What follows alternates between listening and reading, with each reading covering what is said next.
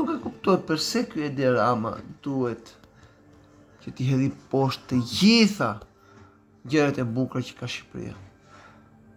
Duhet të di se sa para ka marrë, duhet të di se sa para i kanë dhënë, duhet të di se sa thellë në pus, në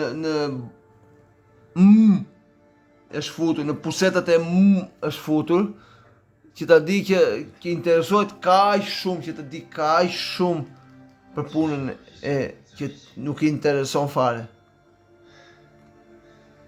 Sa i kanë dhënë, sa shuma, sa zero i kanë futur ati njishit nga mrapa. Qofse nuk e ka bërë për para, atëherë është një iluzionist shumë i madh. Po bëti për para, është një tregtar shumë i madh. E dini pse? Sepse ka shitur i diçka që nuk është e vetja. Është iluzionist, por është me